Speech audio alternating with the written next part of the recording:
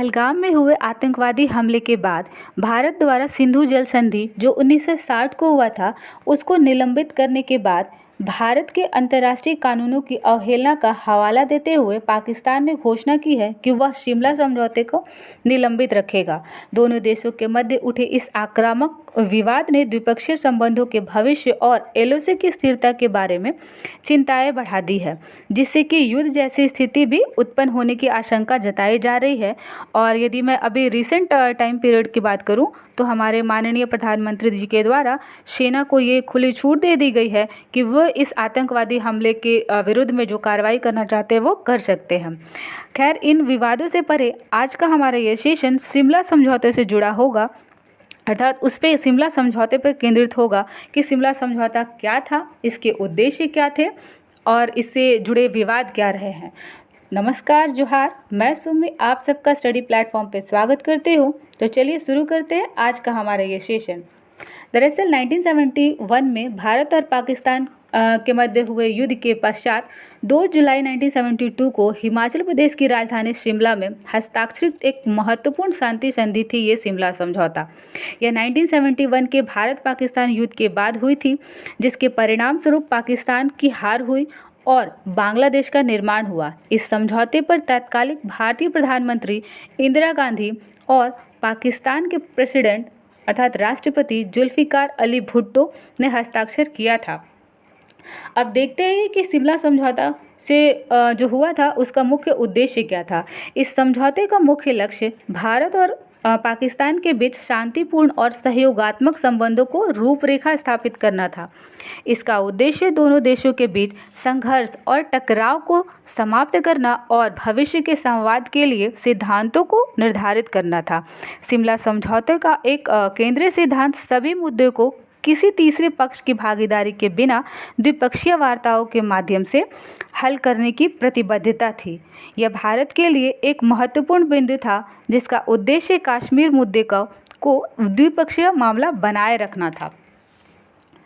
इस समझौते ने जम्मू कश्मीर में 1971 के युद्ध विराम रेखा को एलओसी में बदल दिया।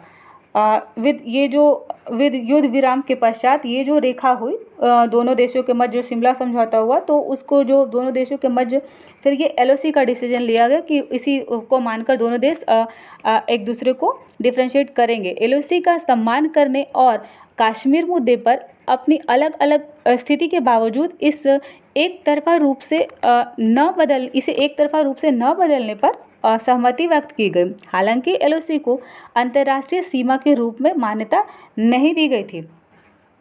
दोनों देशों ने द्विपक्षीय वार्ता या किसी अन्य आपसी सहमति वाले शांतिपूर्ण तरीकों से शांतिपूर्ण माध्यम से अपने मतभेदों को निपटाने की प्रतिबद्धता जताई। एक दूसरे की क्षेत्रीय अखंडता और राजनीतिक स्वतंत्रता के खिलाफ बल के प्रयोग या धमकी से भी परहेज करने पर सहमति व्यक्त की थी।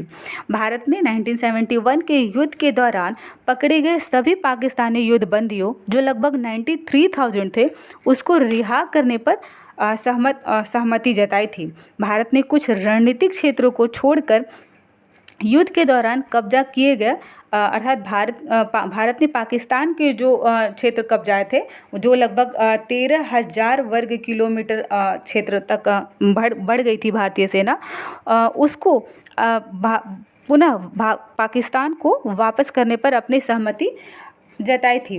दोनों देशों ने सहमति व्यक्त की कि उनके संबंध यूनाइटेड नेशन के चार्टर के सिद्धांतों और उद्देश्यों द्वारा शासित होंगे। भारत ने इस समझौते को द्विपक्षीयता के आधार पर स्थायी शांति की दिशा में एक कदम के रूप में चित्रित किया, जबकि पाकिस्तान ने इसे अपमानजनक हार के बाद क्षेत्र और युद्धबंदियों को वापस पाने के तरीके के रूप में देखा। बात करते हैं कि शिमला समझौते से जुड़े विवाद जो पूर्ण से चले आ रहे हैं और अभी इसका जो तात्कालिक विवाद रहा है उसके बारे में। इसका जो पूर्व में चला आ रहा विवाद है वो एक है कश्मीर मुद्दा।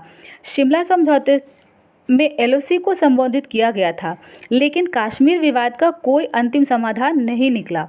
भारत ने लगातार यह रुख बनाए रखा कि समझौते में यह निर्धारित है कि कश्मीर एक द्विपक्षीय मुद्दा है, जिसे भारत और पाकिस्तान के बीच बिना किसी तीसरे पक्ष के हस्तक्षेप के हल किए जाना है।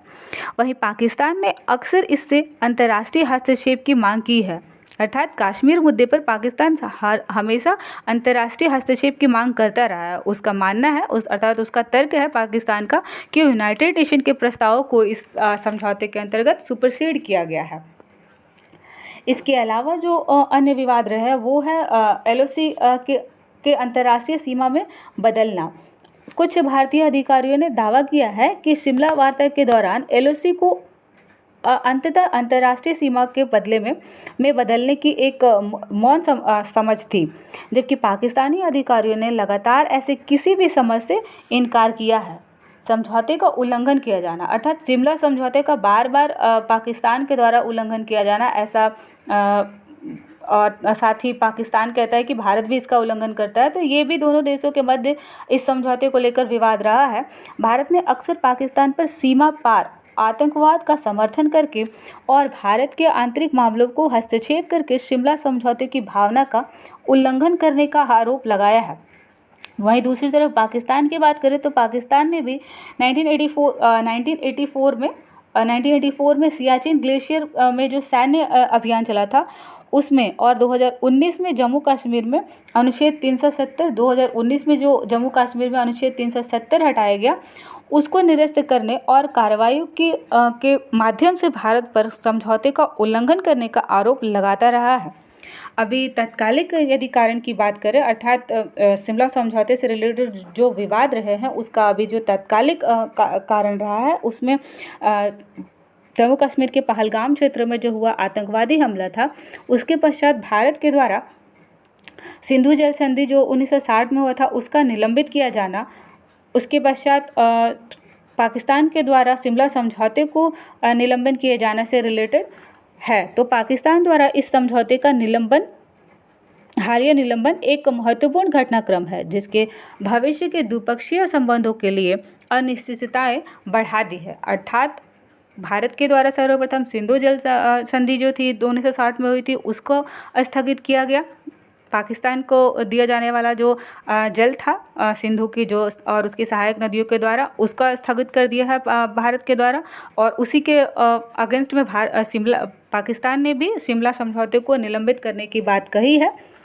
तो इसी के साथ आज का हमारा ये सेशन जो शिमला समझौते से रिलेटेड था वो यही समाप्त होता है। आशा करती हूँ कि आपको ये सेशन पसंद आया होगा।